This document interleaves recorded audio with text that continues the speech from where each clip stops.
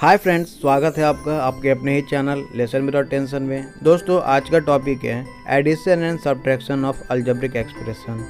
हम यहाँ पे अलजेब्रिक एक्सप्रेशन का एडिशन और सब्ट्रैक्शन सीखेंगे। अलजेब्रिक एक्सप्रेशन के कुछ एग्जांपल हैं 2x + 3y, 9x², 16p, -20x और 40/5y।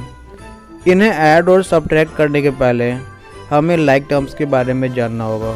मैंने पिछली वीडियो में आपको बताया था लाइक टर्म्स उन टर्म्स को कहते हैं जहाँ पे वेरिएबल्स सेम होते हैं। जैसा कि हमने फर्स्ट एग्जांपल में 16xy, 25xy, यहाँ पे xy दोनों सेम है। 15a -21a, यहाँ भी a सेम है। वैसे ही 12bc और 14bc, यहाँ पर भी bc सेम है। ऐसे टर्म्स को हम लोग लाइक टर्म कहते हैं। दोस्तों, ऐड करने के टाइम में हमें ध्यान ये रखना होता है कि हमें लाइक टर्म्स का एक अपना ग्रुप बनाना होता है और लाइक टर्म्स ही आपस में ऐड होते हैं। हमारे सामने क्वेश्चन है 2xy, 16abc, 16pq, 14abc, 18xy और 21pq। दोस्तों, जैसे मैंने आपको बताया था हमें लाइक टर्म्स को एक जगह करना होगा। चलिए करते हैं।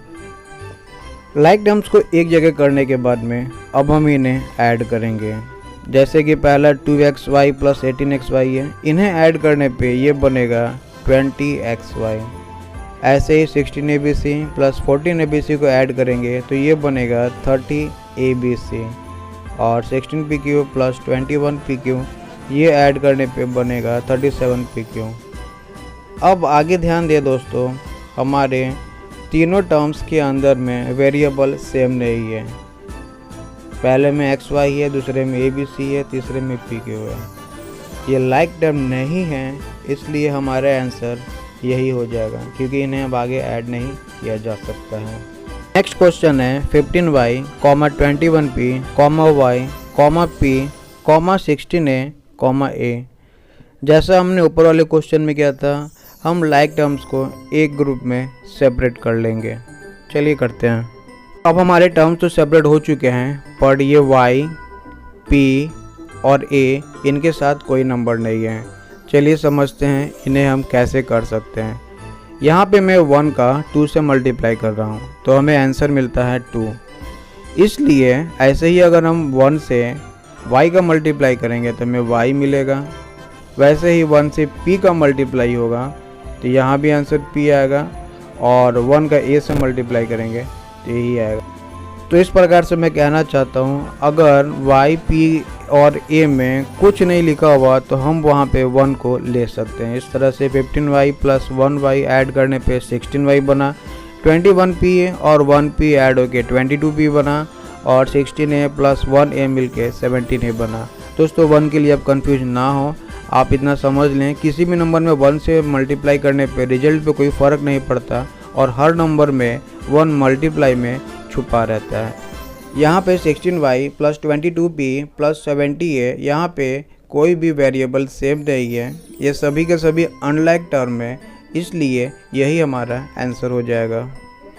अब हम लोग अलजेब्रिक एक्सप्रेशन का सब्ट्रैक्शन सीखेंगे। यहाँ भी हमें यही ध्यान रखना है कि हमें लाइक टर्म्स को एक ग्रुप में अलग कर लेना है और उन्हें आपस में सब्ट्रैक्ट करना है। हमारा क्वेश्चन है 21y, 15z, 15w, 14z, w, 16y। चलिए इन्हें ग्रुप में करते हैं। अब हमारे टर्म्स सेपरेट हो चुके हैं, अब हम इन्हें सब्ट्रैक्ट कर सकते हैं। 21y में से 16y को माइनस करने से हमें आंसर मिलेगा 5y। वैसे ही जब हम 15z में से 14z को माइनस करेंगे तो हमें मिलेगा z, इसे हम 1z भी कह सकते हैं। वैसे ही 15w में से 1w को माइनस करेंगे तो हमें आंसर मिलेगा 14w। यहाँ पे हमें y, z और w वेरिएबल सेम नहीं है, यानी ये अनलाइक टर्म है, इसलिए यही हमारा आंसर हो जाएगा। चलिए बढ़ते हैं हम अपने अगले सवाल की तरफ। हमारा अगला सवाल है 10p, 12d, 4p, d।